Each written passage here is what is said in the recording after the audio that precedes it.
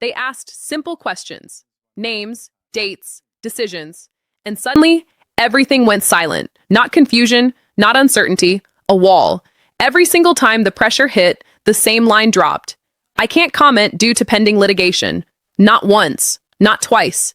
Every time the truth got close. And that's where it gets dangerous. Because the questions weren't vague, they were precise. Who got fired? Why now? Was it tied to something bigger? But instead of answers, you got rehearsed talking points, polished deflections, and that one phrase doing all the heavy lifting. By the end, it wasn't about what was said, it was about what was being avoided. Watch this carefully. The government and Labor to get the High Court to decide whether your own senator must go. Very hard day for me, Andrew. What have I always tried to purport to the people?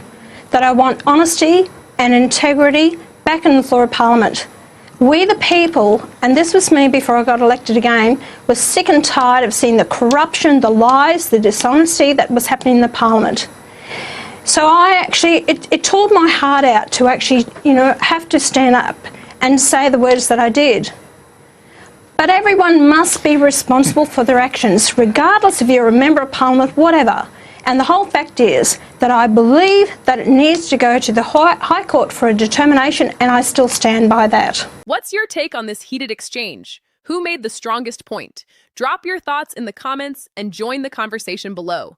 Even though it involves him pinching, a $7 key. Andrew, he was convicted of this prior to his endorsement and his nomination to the AEC.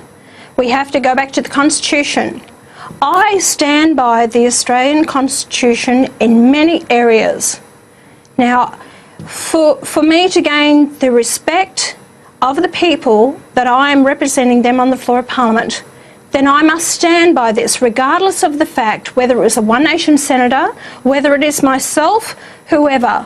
I have to stand by what I feel is right, fair and just, and I stand by that. Let the courts now have a look at the case, and if he was annulled after it, then okay. Then if they see that he was annulled and he can still go back into the Senate as a senator, I'm so happy. Because Rod has been a great representative for the people. He has fought for the farming sector against the banks, and he will do an excellent job. And that's all I can say. Are you going to be, or is One Nation rather, going to pay his court costs?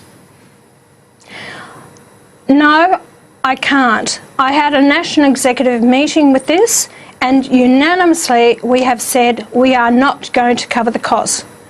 Andrew, it's not fair to the members of the party as well.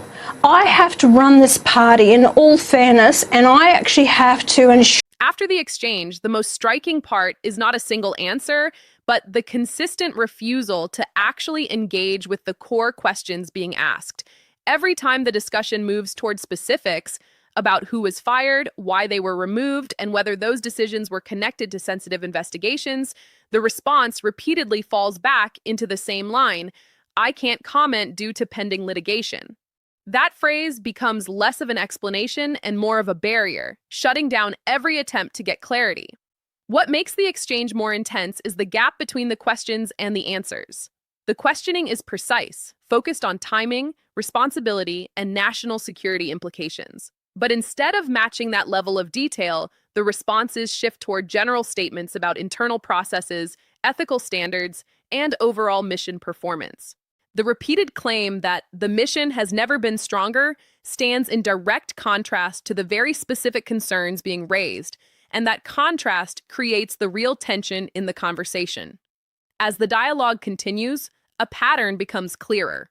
Whenever the pressure increases, the answers move away from the actual allegations and return to broader institutional talking points. Statistics are used to reinforce success, but they don't directly address the specific personnel decisions being questioned.